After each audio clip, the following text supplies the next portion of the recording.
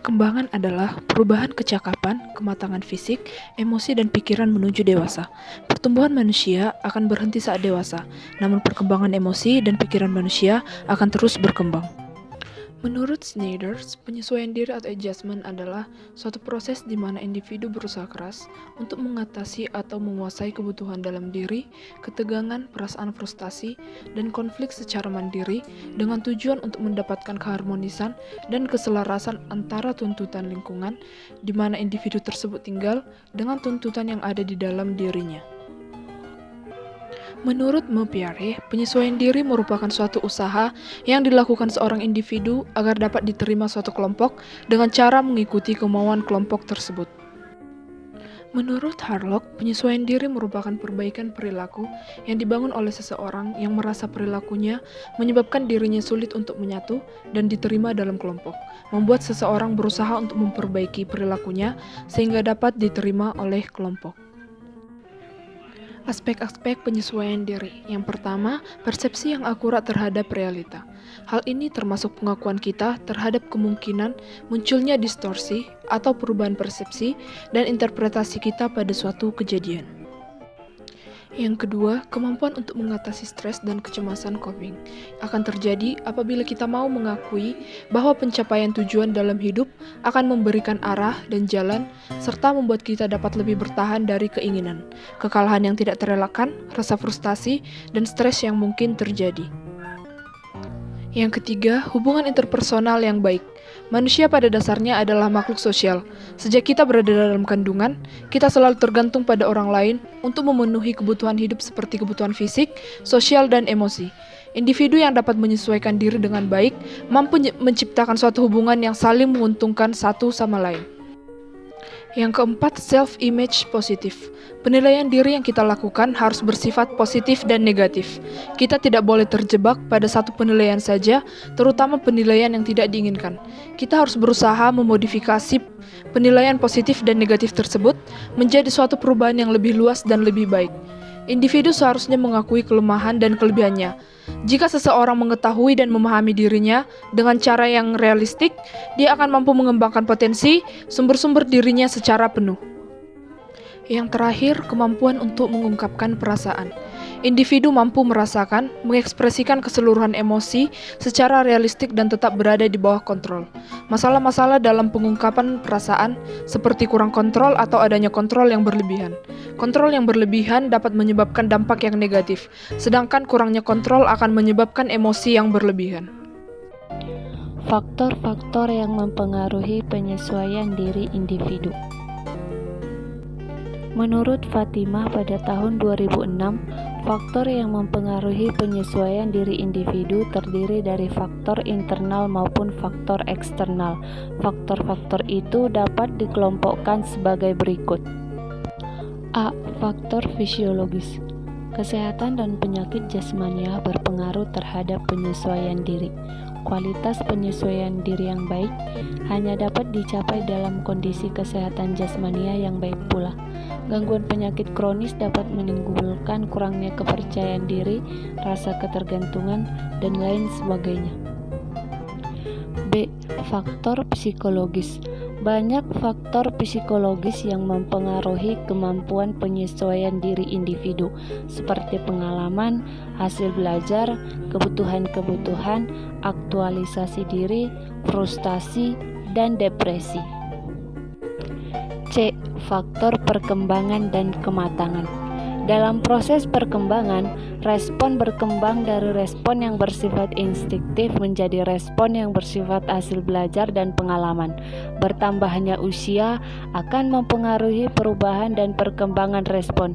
Tidak hanya diperoleh melalui proses belajar, tetapi juga perbuatan individu yang telah matang untuk melakukan respon ini dan menentukan pola penyesuaian dirinya. D. Faktor lingkungan. Beberapa faktor lingkungan yang dianggap dapat menciptakan penyesuaian diri yang cukup sehat bagi remaja adalah sebagai berikut ini. 1. Lingkungan keluarga yang harmonis. merupakan lingkungan keluarga yang di dalamnya terdapat cinta kasih, rasa aman, dan kehangatan, sehingga seorang anak dapat melakukan penyesuaian diri secara sehat dan baik.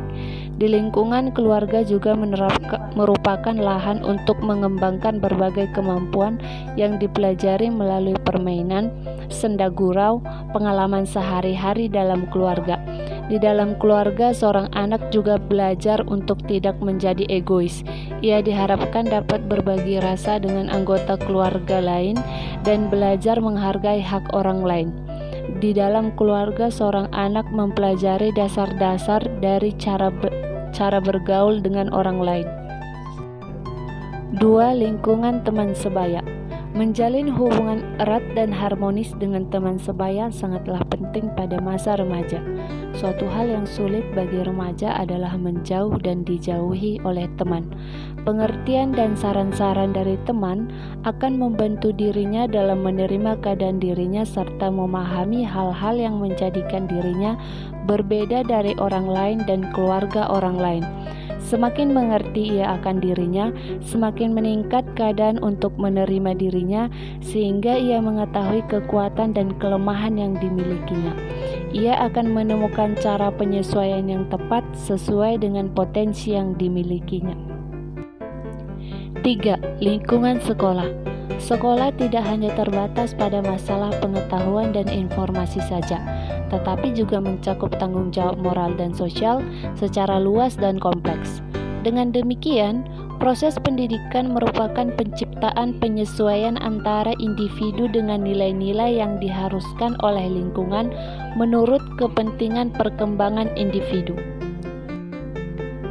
Faktor agama dan budaya.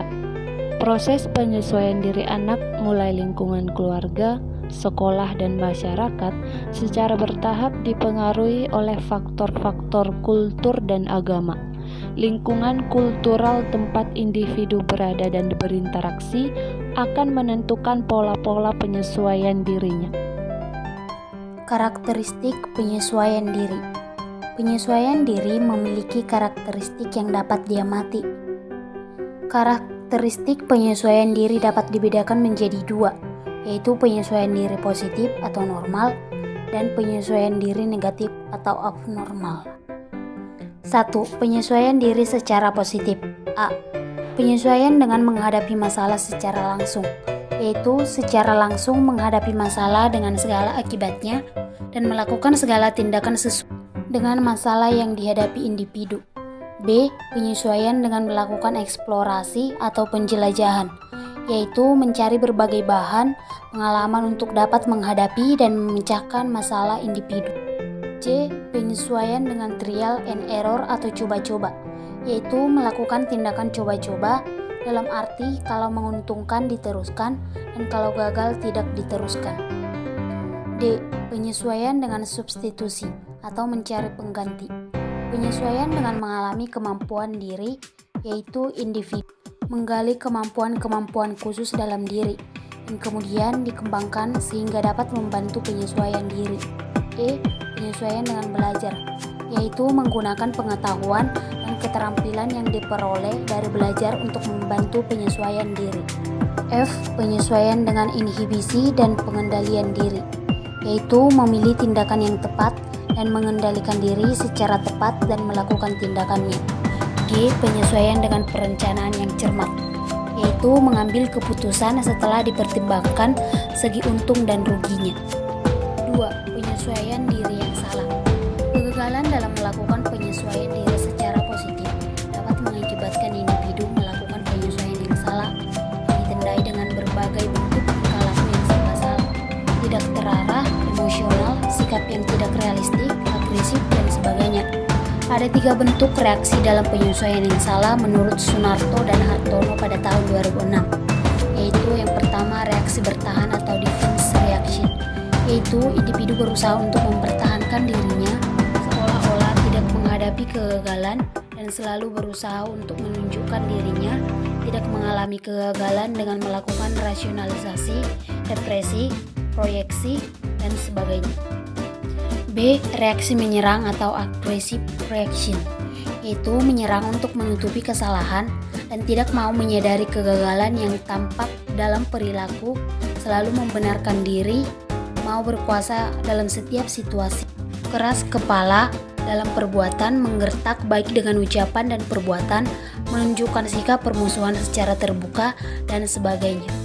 C. Reaksi melarikan diri, yaitu melarikan diri dari situasi yang menimbulkan kegagalannya, yang tampak dalam perilaku berfantasi, banyak tidur, minum minuman keras, bunuh diri, regresi, dan sebagainya. Dan tahukah kamu apa saja akibat-akibat jika individu tersebut gagal dalam menyesuaikan dirinya? Berikut akan dijelaskan apa saja akibat-akibat tersebut. Yang pertama itu adalah psikosis. Psikosis adalah kondisi ketika penderitanya mengalami kesulitan dalam membedakan kenyataan dan imajinasi. Kondisi ini ditandai dengan munculnya halusinasi dan waham atau juga delusi. Psikosis terjadi karena adanya gangguan di otak yang mempengaruhi cara kerja otak dalam memproses informasi. Kondisi ini mengubah cara penderitanya dalam berpikir dan juga berperilaku. Yang kedua adalah gangguan kepribadian. Gangguan kepribadian merupakan kondisi ketika seseorang memiliki pola pikir dan perilaku yang tidak sehat.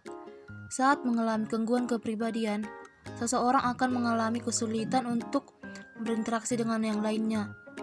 Gangguan kepribadian ini mengalami perubahan mood yang sangat drastis. Misalnya dari sangat sedih menjadi sangat gembira, ataupun sebaliknya. Dan ini terjadi dalam waktu yang singkat. Memiliki rasa takut yang berlebihan, menarik diri dari kehidupan sosial, merasa emosional, dan amarahnya juga tidak dapat terkendali. Dan yang ketiga adalah neurotik. Gangguan neurotik adalah istilah yang digunakan untuk menggambarkan berbagai kondisi yang melibatkan ketidakmampuan untuk beradaptasi dengan lingkungan sekitarnya. Orang-orang tersebut tidak bertanggung jawab atas tindakan mereka.